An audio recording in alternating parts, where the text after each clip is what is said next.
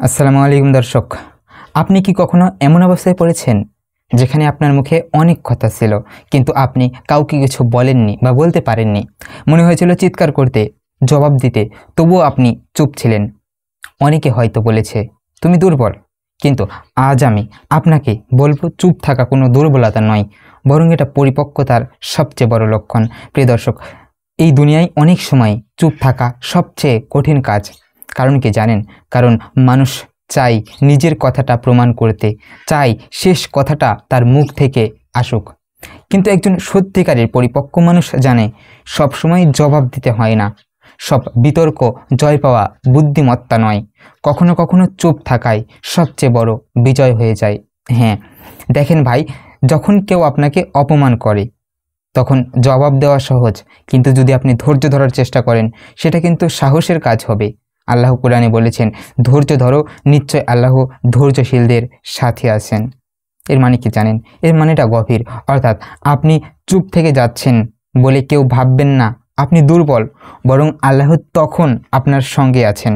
চুপ থেকে যাওয়া মানে ভিতরে ভয় নয়, বরং নিজের নিয়ন্ত্রণের প্রমাণ। কারণ যে নিজের জিহ্বাকে নিয়ন্ত্রণ করতে পারে সে নিজের রাগ, অহংকার আর খুদকেও নিয়ন্ত্রণ করতে পারে।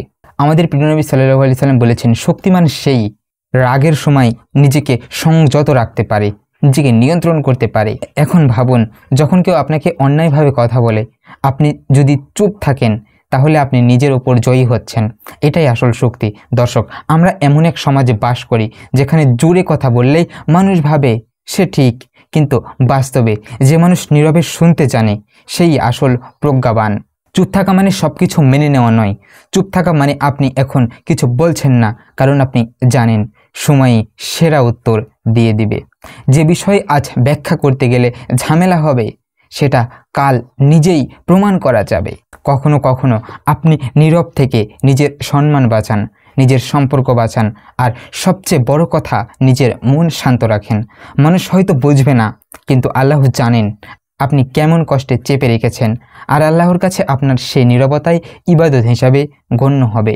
যদি সেটা অন্যায় হয়, আপনি হয়তো অনেক সময় অন্যায় শুনে চুপ থেকেছেন, কেউ হয়তো আপনাকে ভীরু বলেছে, কিন্তু মনে রাখবেন, যে মুহূর্তে আপনি রাগের বদলে ধৈর্য বেছে নেন সেই মুহূর্তে আপনি নিজের আত্মাকে বড় করেন। চুপ থাকা মানে আমি কিছু বলবো না নয়, বরং আমি অকারণে কিছু বলবো না। এই এক পার্থক্যই একজন পরিপক্ক মানুষকে আলাদা করে দেয় বাকিদের থেকে। বুদ্ধিমান মানুষ তর্ক জিতে নয়, সময় জিতে, কারণ সময় সব কিছু পরিষ্কার করে দেয়। আপনি শুধু নিজের চরিত্র ও নীতি ঠিক রাখুন, বাকিটা আল্লাহর ওপর ছেড়ে দিন।